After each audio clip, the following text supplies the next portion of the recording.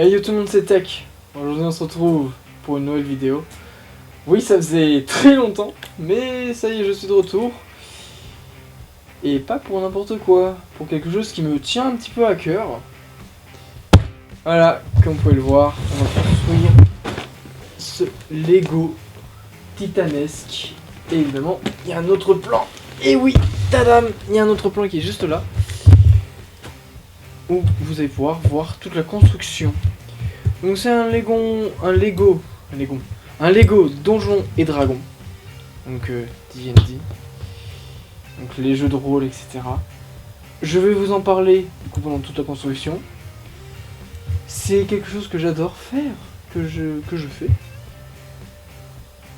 Voilà, je vais simplement vous en parler. J'ai à mes côtés plein de beaux livres. J'ai même le DVD du film Donjons et Dragons, qui est très très stylé, que j'apprécie, c'est un très bon film. Évidemment, comme vous pouvez le voir sur l'autre plan, j'ai quelques petites figurines et on parlera de tout ça. Bien, on va pouvoir passer à l'ouverture.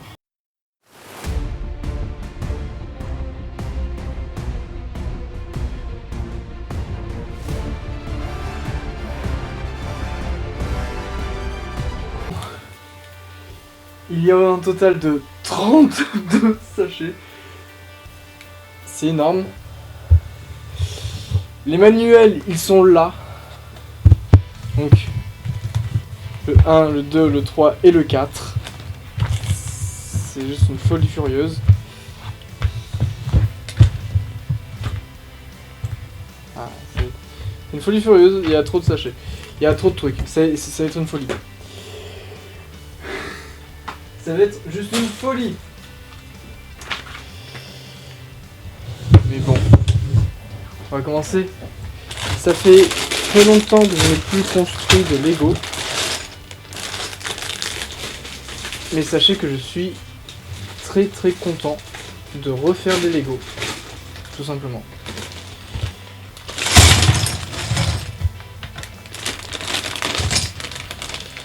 Il y a déjà des personnages.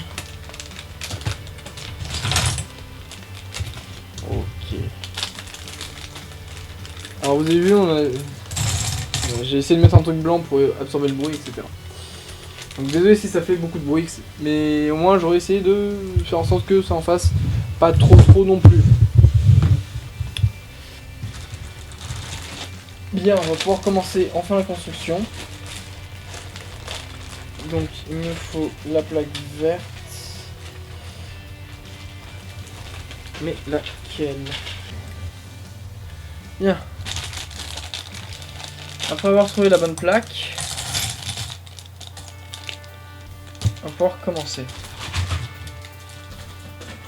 Évidemment du gros carton comme poubelle. Et on va pouvoir commencer. Bon, déjà on va pouvoir construire le personnage. Sachant que chaque personnage a 2 têtes. Parce que dans D&D, du coup, on peut avoir un personnage homme ou femme, suivant qui on veut avoir. Et ça, c'est plutôt cool qu'ils aient pensé à ça sur la minifig, en incluant du coup une tête supplémentaire, ainsi que des cheveux supplémentaires. Je sais que Amixem, un youtubeur que je suis énormément, a fait ces vidéos là. Écoutez, j'adore ces vidéos. Oui, je refais un concept que lui il a fait, mais c'est pas pour autant.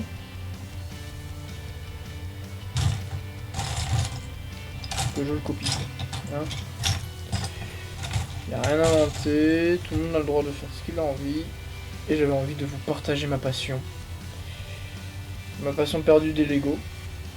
Et ma passion vraiment de Donjons et Dragons. Qui me fait très très plaisir. On a un joli petit clair. Personnage du clair. Voilà.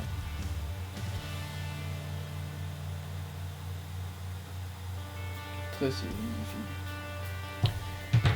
J'aime beaucoup. Hop, et j'ai son rendu. Tac. On va pouvoir commencer du coup la construction de la taverne. La taverne. Tout au long de la vidéo, je vais pas la tourner en un jour comme pourrait le faire Mixem, etc. Non, non, pas du tout. Je vais la diviser en plusieurs jours. Du coup, au fur et à mesure des jours, je vous donnerai des anecdotes. Parce que du coup, ouais, j'ai fait quelques petites recherches sur Donjons et Dragons, sur quand est-ce qu'ils ont été créés, comment, par qui.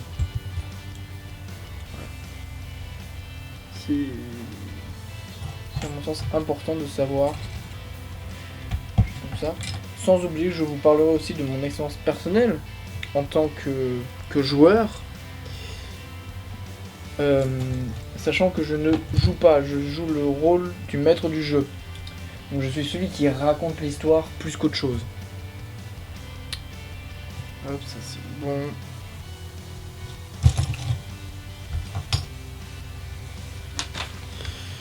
Pourquoi ce Lego et pas un autre? Pour ceux qui se poseraient la question. Ben, hormis le fait que je sois fan de Donjons et Dragons, hein, ça déjà je trouve que ça aide. D'acheter celui-là plutôt qu'un autre. Ben, c'est que c'est bien plus qu'un Lego. C'est que c'est surtout une aventure que vous pouvez faire, un véritable JDR. Et je trouve que pour une initiation, c'est vraiment beaucoup plus concret. Parce que là où ça va être compliqué pour des personnes qui ne connaissent rien à l'univers de Donjons et Dragons, qui ne savent pas c'est quoi, ne comprennent pas l'intérêt, etc. Bah là en fait vous allez pouvoir leur montrer l'intérêt, leur donner les clés en main pour partir directement sur une aventure. Par là je veux dire de faire directement, de pouvoir directement jouer sans passer par la phase création de personnage qui prend des heures, sans passer par la phase règles, machin, truc, bidule. Non, là avec ça au moins, vous pouvez vous dire, voilà, vous avez l'aventure, et surtout, et c'est surtout ça je trouve, vous pouvez la voir. Faire une pour ceux qui savent pas c'est quoi, pour la faire le plus simple possible, c'est le continent où se déroule la majorité des aventures. Tout simplement. C'est le continent où se déroule la majorité des aventures des personnes de Donjons et Dragons.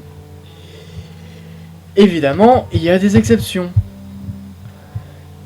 Comme par exemple la campagne que je fais jouer à mes joueurs, qui est Descente en Averne, où ça se déroule dans l'un des plans extérieurs, de nom de l'Averne. L'Averne, pour faire simple, c'est les enfers.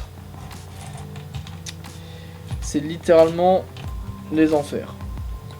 C'est là où vous avez tous les diables et certains démons qui viennent s'affronter. Parce que oui, les diables et les démons sont en guerre, ce qu'on appelle la guerre du sang.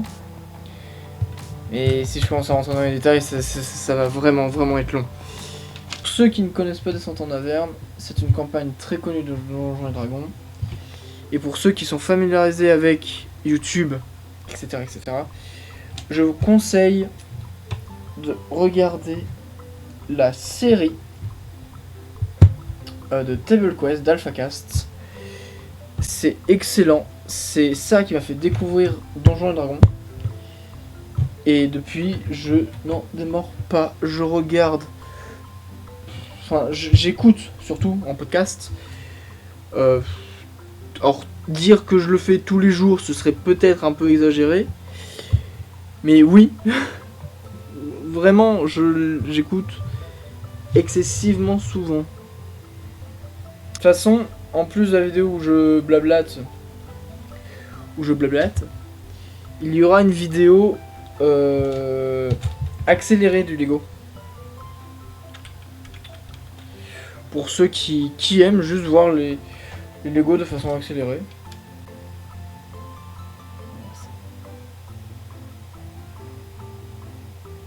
Du coup les deux chopes, une de bière et une d'hydromel. Par exemple. Les armes, le luth. On va construire l'étage. Mais pas que. Ah, j'ai attendu. On va pouvoir parler... Ouais. D'une des premières créatures. Ce qui est aussi drôle sur ce set, c'est que toutes les créatures qu'ils ont mis ont été présentes depuis la première édition de Donjons et Dragons. L'une des plus vieilles créatures de Donjons et Dragons, et l'une qui terrifie tout le monde, s'appelle le Mimic. Le Mimic, qu'est-ce que c'est que cette chose? Et ben le Mimic, c'est une créature bête. Bête. Vraiment qui veut juste manger. Mais pour pouvoir manger, se nourrir, etc., il le fait d'une façon particulière. Quelle est cette façon? Et elle est simple cette façon, c'est que elle prend la forme de quelque chose. Et la forme que la majorité des personnes connaissent, c'est la forme d'un coffre. Sauf qu'en fait, c'est là où ça peut devenir amusant, c'est quand elle prend la forme d'autre chose. Quand on crée un mimique, quand on veut l'introduire à notre aventure, faut se dire quelle est sa proie habituelle, qu'est-ce qu'elle mange, etc. Tout ce que je vous dis là, c'est la bibliothèque d'Alvin. Je vais vous les mettre maintenant, vous savez quoi? 3 TikTokers et Instagrammeurs et YouTubeurs. Ouais, je sais pas. Parce qu'ils ont du coup toutes les chaînes, vu que maintenant les shorts sont aussi sur YouTube. Sur Donjons et Dragons, que je suis et que j'apprécie fortement. Et que je conseille à regarder pour tous ceux qui veulent se lancer dans du Donjons et Dragons. Parce que vous allez avoir plein de choses à apprendre, plein d'aides, et des trucs où de dire j'y avais pas pensé. Et c'est ce qui m'arrive souvent, de tomber sur des trucs et de me dire tiens, mais ça j'y avais pas pensé, mais c'est vrai. Et du coup je me dis que pour une potentielle future aventure, ou je sais pas, j'essaye de voir un peu plus de choses. Ok. De créer un peu plus de trucs, d'avoir un univers un poil plus constructif.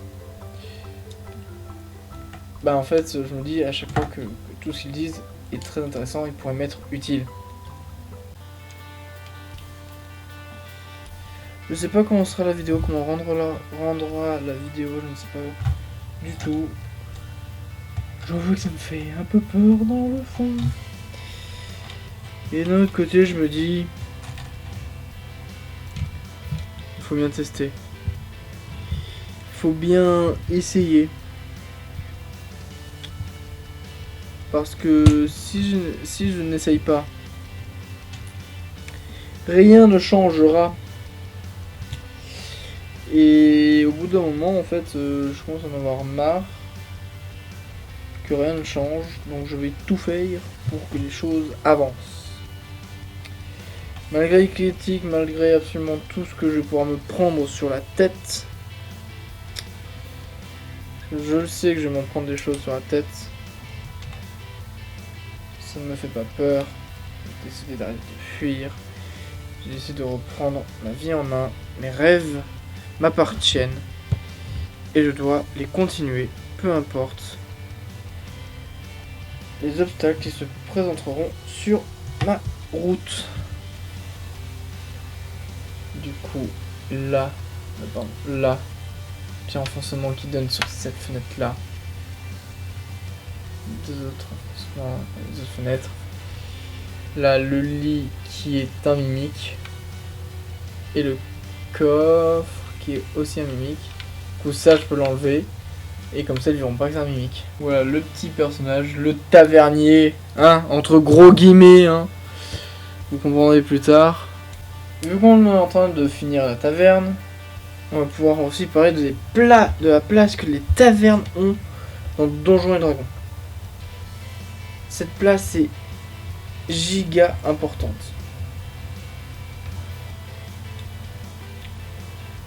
C'est une folie à quel point les tavernes dans Donjons et Dragons ont une place importante. La majorité de tout en fait, j'allais dire des aventures, mais pas que. C'est ça le truc, c'est que tout va se passer dans une taverne. Les joueurs vont rencontrer un personnage important, ça se fait souvent dans une taverne. Il y a énormément. En fait, les tavernes sont le hub d'absolument tout. Toutes les aventures commencent par une taverne ou se finissent dans une taverne. C'est affolant. C'est les moments de pure rigolade parce que c'est là où les joueurs du coup se disent bah on boit de l'hydromel, on fait ça, on fait ça, on fait ça.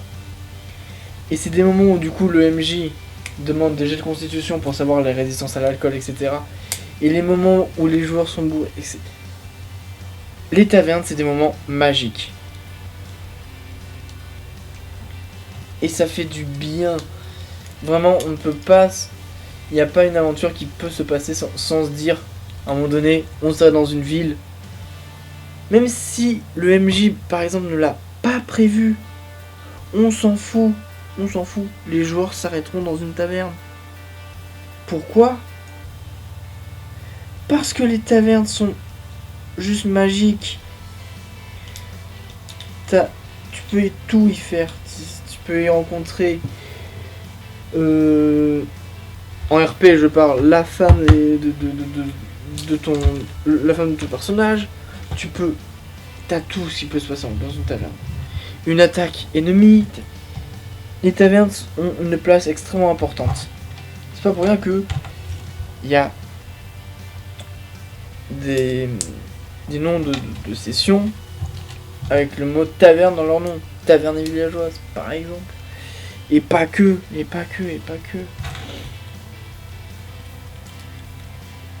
Vraiment, les moments les plus drôles dans D&D, ça va être ou quand le groupe va faire n'importe quoi, en plein mission, en plein QG de l'ennemi, où faut pas faire de bruit, où c'est très compliqué, etc. Et que d'un seul coup, il y en a un qui fout la merde. Et ça s'en va en PVP. C'est... Et les tavernes. Les tavernes ont une place importante. Et le fait... Et c'est pas pour rien que du coup ils en ont construit une ici. Ils en ont mis une dans ce set. Parce qu'on ne peut pas... Vraiment, je ne vois pas faire une aventure sans passer au moins une fois dans une taverne. Les aventures préconstruites de D&D ont toute une taverne. Même Descente en Averne, où comme je disais ça se passe en Averne, donc t'as pas réellement d'endroits pour faire la fête, etc. Ben si, avant de descendre en Averne, t'es quand même sur Faerûn, donc le plan matériel, et t'as de quoi faire la fête, et de quoi faire même bien la fête. Fin du premier bouquin. Donc déjà, juste l'étage, l'extérieur, la taverne d'un seul et même bloc. Elle est immense. La cheminée, comme je dis depuis le début, est juste magnifique.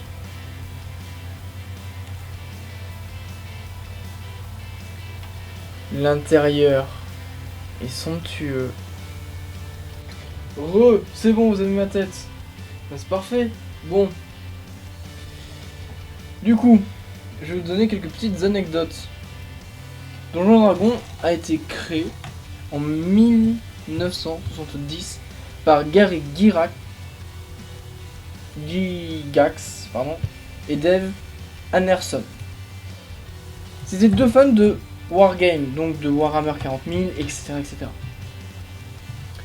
Et du coup, ils se sont dit, vas-y, on adore ça, on adore le medieval fantasy, Et ils ont commencé du coup à potasser et à créer Donjons et Dragons. Première édition. Donc Donjons et Dragons a 50 ans. En 2024. Parce que du coup la première édition a été publiée en 1974. Ils ont quand même mis 4 ans à élaborer les règles de leur jeu. C'est pas rien 4 ans, hein. C'est vraiment énorme. On se rend pas compte, mais 4 ans pour écrire des règles d'un jeu, c'est énorme. Parce que... Et pourquoi je dis ça? Parce que combien de jeux, quand on était gosse, on inventait à l'appel? Mais des jeux pas compliqués. Donc là, dites-vous, ils ont mis 4 ans à créer les règles de leur jeu. Sachant que, comme je l'ai dit depuis le début, c'était ceux de la première édition. Et oui, Donjons et Dragons a bien évolué depuis le temps. On est passé à une deuxième édition en 1988, 89 pardon, blablabla. En 1989, on est passé à une deuxième édition. En 2000, à une troisième édition. 2008, une quatrième édition. Et là, 2014, on est sur la cinquième édition. Qui vient d'avoir une petite mise à jour. On n'est pas encore passé... Pardon. On n'est pas encore passé sur la sixième édition. Mais la cinquième a eu une mise à jour. Voilà. Évidemment, on peut retrouver beaucoup de choses en lien avec Donjons et Dragons dans la pop culture. Par exemple, pour les séries, on a Stranger Things, très connu d'ailleurs à ce sujet. Ça, c'est un flagelleur mental. Ça, c'est le démon Gorgon. Et ça, c'est Vecna. Voilà. Et ça, ça, c'est un hibours. Du film Donjons et Dragons. Évidemment, il n'y a pas que là-dedans, il n'y a pas que dans Stranger Things qu'on a aussi des références. Évidemment, Big Bang Theory, il y a beaucoup de choses dessus. Et les plus grandes séries qu'on peut retrouver sur Donjons et Dragons, c'est évidemment Critical Role et Table Quest. Comme E.T. aussi.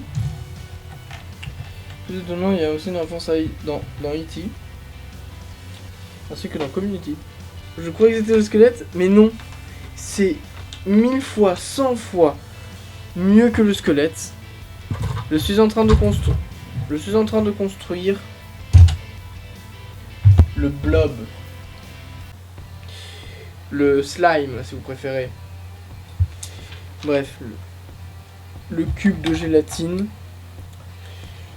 qui dissout absolument tout. Et cette créature, parce que oui, pour en revenir à l'origine de Donjons et Dragons, c'est pas pour rien que donjon, bon alors d'ailleurs ça c'est un anglicisme hein, qu'on a fait, on a mis donjon, alors qu'en réalité la traduction ça aurait été oubliette et dragon. Ça c'est le petit slime, très stylé. Donc ça c'est un mob, hein. Ça c'est une créature qu'on peut affronter. La raison de tout ça, je vais vous expliquer pourquoi. Elle est très simple.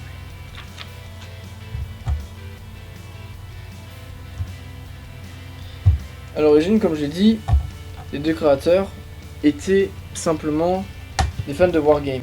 Et Wargame, c'est des mini-figurines qui s'affrontent.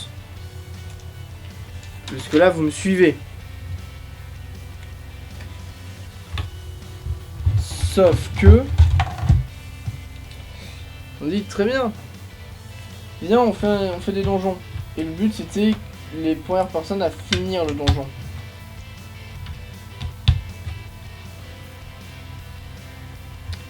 Voilà le but du truc. Ce qui est relativement sympa. Et du coup, l'un des deux créateurs s'est dit, tiens, qui est-ce qui pourrait être bien sadique? Quelque chose qu'on ne pourrait pas contourner, qu'on est obligé d'affronter. Mais que si on est pris dedans, ah ben c'est compliqué pour s'en sortir. Bref, il a inventé le blob. Et quand t'as des... Parce qu'à l'époque, oui, Donjons et Dragons, c'était pas totalement des grandes plaques ouvertes, etc. Non, c'était surtout des couloirs.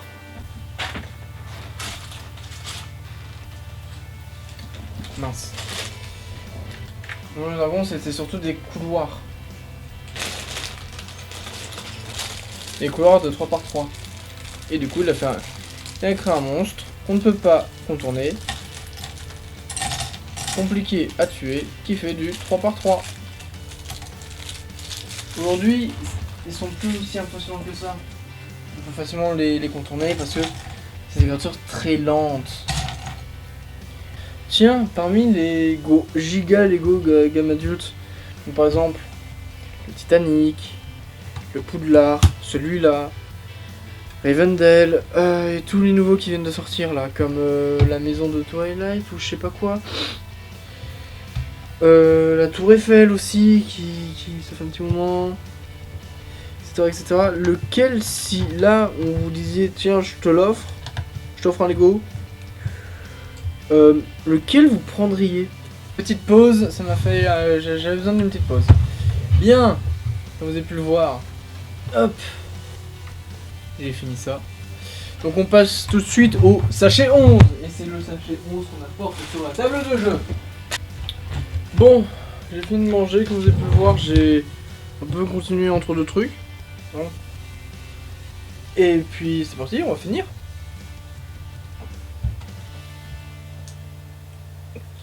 On va finir le livre 2 aujourd'hui. Comment j'ai découvert du coup Donjons et Dragons? Ben par Table Quest. Du coup, comme j'en parlais tout à l'heure, je vais continuer à en parler. Table Quest, c'est quelque chose que j'apprécie énormément. AlphaCast et toute sa clique, ainsi que Lincus, font un travail remarquable. Lincus a fait un travail de réécriture sur Table Quest remarquable. La saison 1 et 2, je les ai surkiffés. Et la saison 3 est à mourir de rire.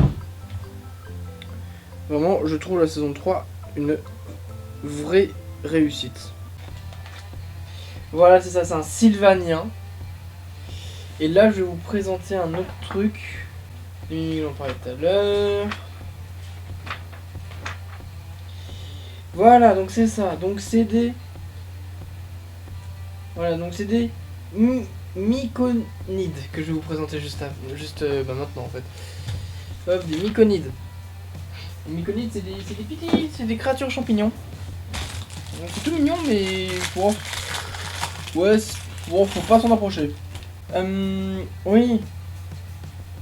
Donc l'oursibou, l'une des créatures les plus emblématiques parce que, hormis les dragons, les machins, les trucs, et hormis les boss de fin comme les flèches de leur manteau, etc., etc. Le hibou-ours, l'une des premières créatures que beaucoup de personnes vont rencontrer.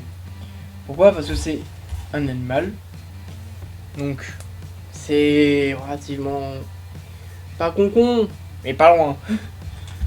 Et en fait, il faut juste le jouer à l'instinct. Si son instinct lui dit ça, ben, très bien. Point barre. Oui, c'est simple de jouer ça.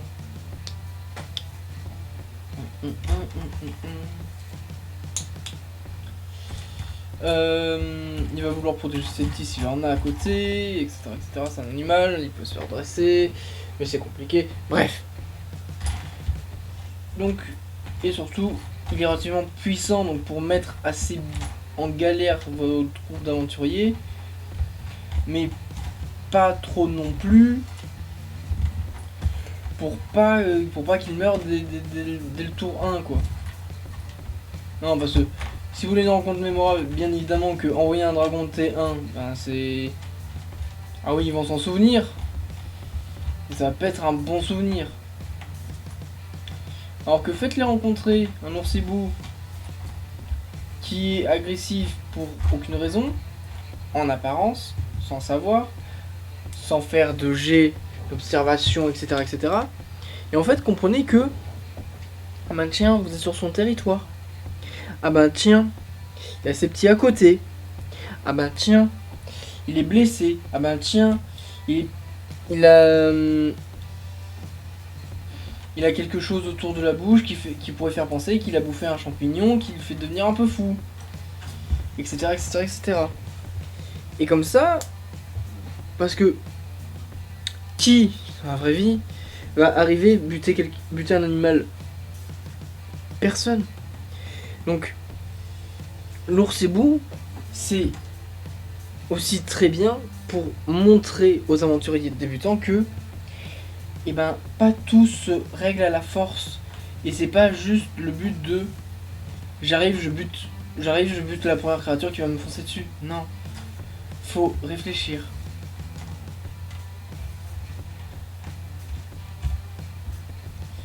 C'est là aussi où du coup les premières rencontres avec les ours hibous sont intéressants.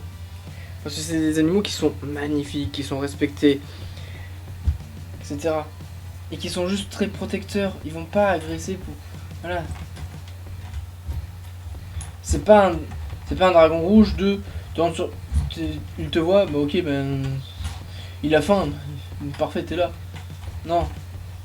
Et l'ours est vraiment très stylé. Vraiment, on le dirait pas comme ça en vidéo, mais je vous assure que pour le coup, il est vraiment cool. Pour le coup, on reconnaît le bourse.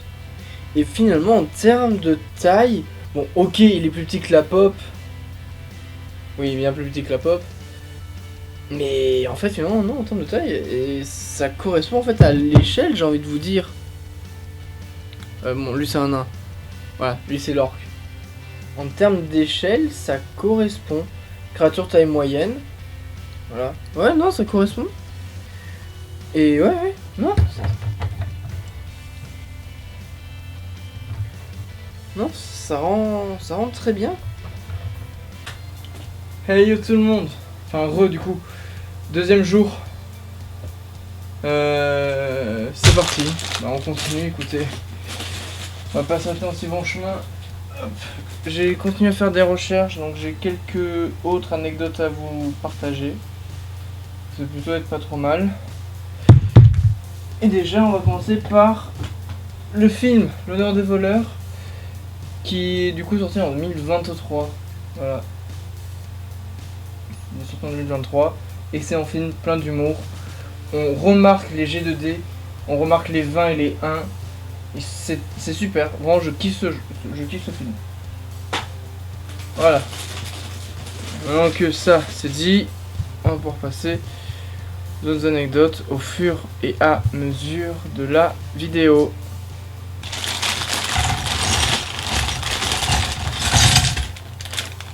J'ai pu bien me reposer, j'ai pu bien me faire le vide dans la tête. Ce Lego, mine de rien, ben, il est bien complexe, mais il est surtout extrêmement fun à construire. C'est vraiment ça qui est quelque chose d'incroyable, je trouve. Malgré toute la complexité que je vais avoir, ce Lego va être fun as fuck.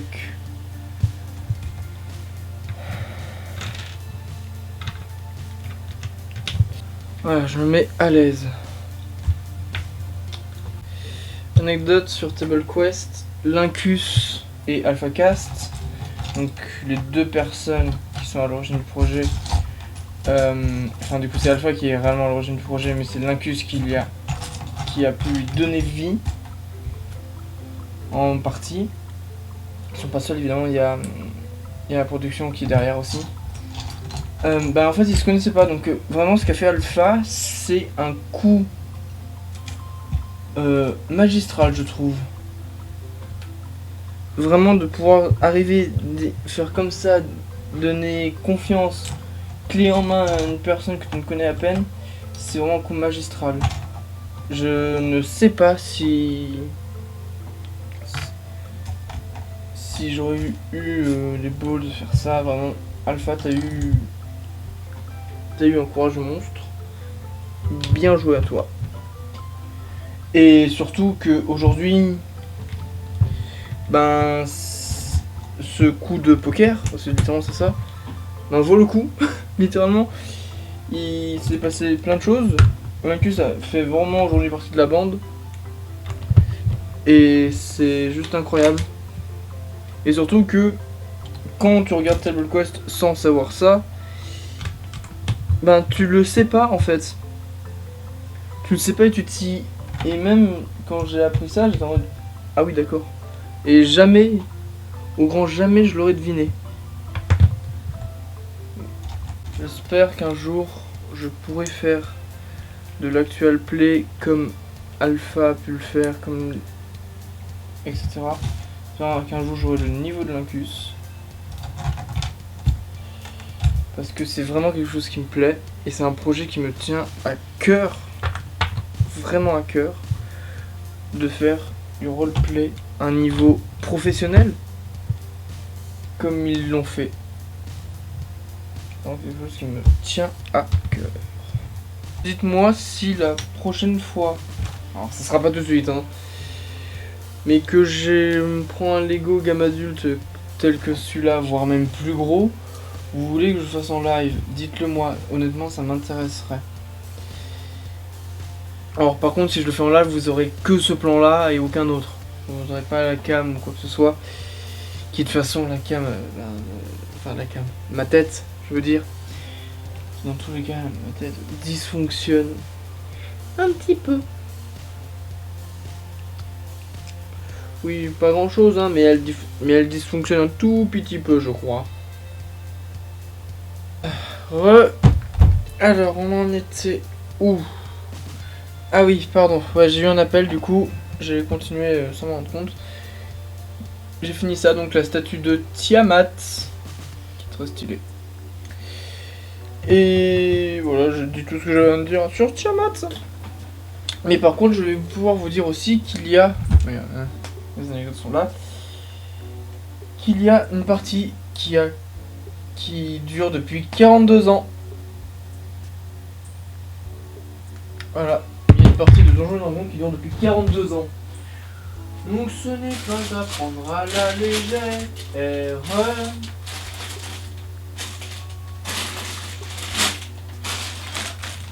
Une partie de Donjons et Dragons qui dure depuis 42 ans. Il y a une partie aussi qui a comporté plus de 1227 joueurs répartis sur 20 équipes, 20 tables quoi. Pendant 4 heures. Ils ont joué pendant 4 heures et ils étaient 1200, c'est énorme. Et c'était pour vaincre Vecna. Donc pour vous dire à quel point Vecna dans le lore, elle est puissante. Ils se sont dit, ok, on s'y met 4 heures, on est 1227 en plein centre commercial et on bat Vecna. Juste un perso du lore de D&D. Bon, en même temps, c'est une liche immortelle qui maîtrise absolument tout ce qui est possible de maîtriser en termes de magie, en termes de puissance. Bref, logique. Et puis rien que son second, enfin son ex-second, est en soi-même quelqu'un qui peut passer d'une dimension à une autre. Donc rien que ça, si ton second est capable de faire ça, toi t'es capable de faire quoi? Vas-y, s'il te plaît. Voilà, mais sérieusement quoi. Non mais sérieusement. Sérieusement. Ces deux anecdotes là, du coup, pour dire une partie de 42 ans et 1227 joueurs. C'est pour vous dire à quel point Donjons et Dragons crée un engouement tel que voilà quoi. C'est pas n'importe quoi. Je suis sûr que même vous, ça vous plaira. Et d'ailleurs, pour vous donner aussi un peu plus de contexte sur c'est quoi Donjons, etc. ou comment vous le décrire, bah, je vais réutiliser la phrase de Lincus, que Lincus a dit, qui est magistrale, je trouve. Je l'avais jamais vu comme ça, ou je l'avais jamais réussi à le dire de cette façon-là. Mais c'est un jeu vidéo sans barrière. Voilà. Un jeu vidéo sans barrière. Par là, qu'est-ce que je veux dire? C'est que dans un jeu vidéo, on vous dit d'aller à droite, vous devez aller à droite.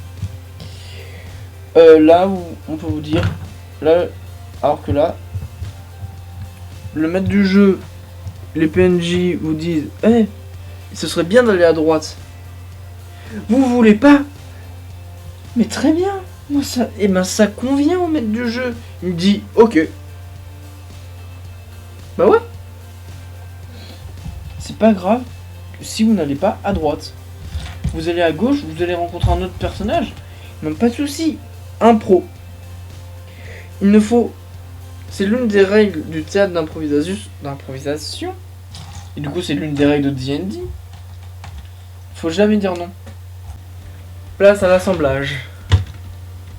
Déjà. Assemblons ces deux-là.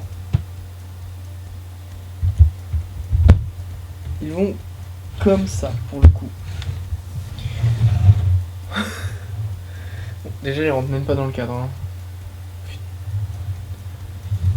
Même comme ça, ils rentrent pas dans le cadre. Voilà.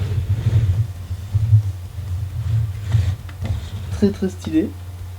Cette troisième partie de Lego. On fait du coup le dragon. Alors, rien que comme ça, le dragon est juste colossal. Et il est déjà badass. Rien que comme ça. Sans lui mettre les ailes et tout. En vrai, vous voulez dire que le dragon a subi de nombreuses batailles, que c'est compliqué pour lui, etc. Vous le présentez comme ça, avec les ailes juste squelettiques. Ça rend parfait. Hein. Juste ça, c'est déjà beau. Hein. Sachez-le. Bien, je vais vous faire cette petite voix off pour vous expliquer l'histoire des dragons chromatiques, les dragons métalliques, pendant que je construis le Lego dragon. Je l'avais fait pendant le Lego, sauf que c'était trop fouillis et les informations n'étaient pas totalement exactes. Bref. Donc, avant de parler des dragons, on va parler de leurs dieux respectifs, Tiamat pour les chromatiques et Bahamut pour les métalliques. Mais avant eux deux, il y a aussi un dragon primordial, la divinité des dragons, qui est Io ou Asgorath. C'est le même personnage, mais c'est pas le même nom. Et ce perso là, à sa mort, il s'est divisé, et du coup ça donnait Tiamat et Bahamut. Tiamat, déesse draconique à 5 têtes machiavélique, enfermée en Avernus. Ses descendants sont du coup le dragon rouge, qu'on est en train de construire, donc c'est un petit peu le tyran mégalo. Dans les films, on peut très bien le voir avec par exemple le Smaug. Nous avons aussi du coup le dragon bleu, qui lui est plutôt le politicien mégalo, donc aussi diabolique, aussi cruel que les autres, mais il est juste extrêmement smart. En fait, pour vous donner une comparaison, c'est que le dragon rouge, s'il a un royaume, les gens vont le détester, et parce que son peuple sera un peu triste, un peu dans la famille, etc. Alors que le dragon bleu, lui, s'il a un royaume, tout va bien se ficeler. Même au contraire, si vous voulez l'attaquer, vous aurez le peuple contre vous en fait. Ensuite, il y a le dragon vert. Donc le dragon vert, lui, il habite dans les forêts. Et lui, c'est le manipulateur vicieux. En fait, il va être très discret, etc. Mais il va vous manipuler, donc il va avoir lui aussi une armée sous ses ordres. Le dragon noir, lui, il est par contre très solitaire. Mais lui, c'est le tortionnaire tyrannique qui aime vous faire de la torture psychologique et physique. Mais qui a un instinct paternel qu'on peut utiliser contre lui. Et pour finir, il y a le dragon blanc, le plus petit de la famille, l'un des plus petits avec le dragon noir. Et c'est surtout le prédateur, la bête sans cœur, et qui va avoir une connaissance parfaite de son environnement. Et pour contrer tout ça, nous avons les dragons métalliques, descendants de Bahamut, le dragon de platine. Donc nous avons le dragon d'airain. Le dragon d'airain, lui, ce sera tout simplement plus quelqu'un de vraiment très sympa, qui va adorer, mais discuter.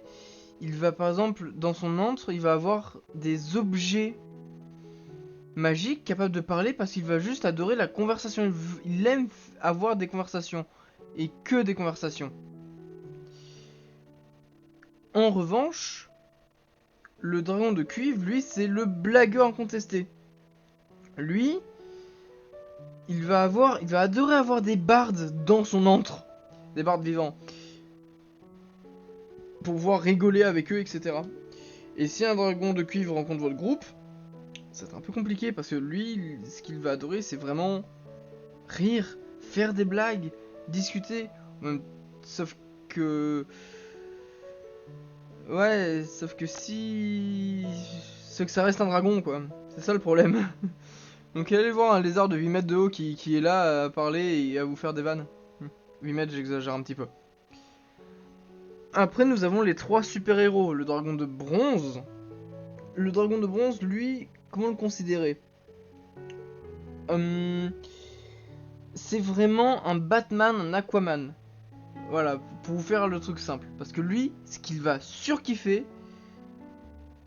c'est attaquer les puissances maléfiques. Donc s'il y a des pirates dans le coin, il va les attaquer. S'il y a un culte, il va les attaquer. S'il y a un autre dragon, il va l'attaquer. Le dragon d'argent, lui par contre, ça va être le protecteur. C'est un Superman. Lui, il va entre attaquer une créature maléfique ou protéger un village, il va protéger le village. Et pour finir, il y a le dragon d'or, le plus puissant des dragons, littéralement. Et lui, ce qu'il va faire, ça sera réellement plutôt la protection, mais du multivers, vraiment. Il va protéger, je ne sais pas moi, par exemple, il va nous protéger de l'ordre de Vecna, de l'ordre de Tiamat, etc., etc. J'ai fait à peu près le tour.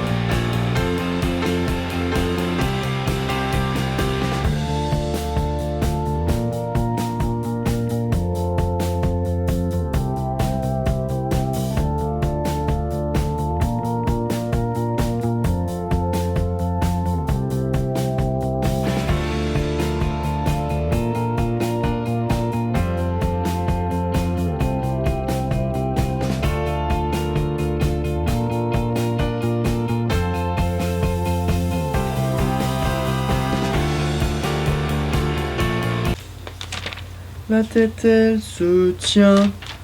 La la li la li la la. La la la la la la la la la la la. Cool de win. Ta ta ta ta ta ta ta. Ta ta ta ta ta ta ta la la la la. Alors la queue ne se tient pas par contre. Mais le dragon. Non mais le dragon il est colossal. Et j'ai fini avec 6 minutes d'avance. Même plus techniquement mais.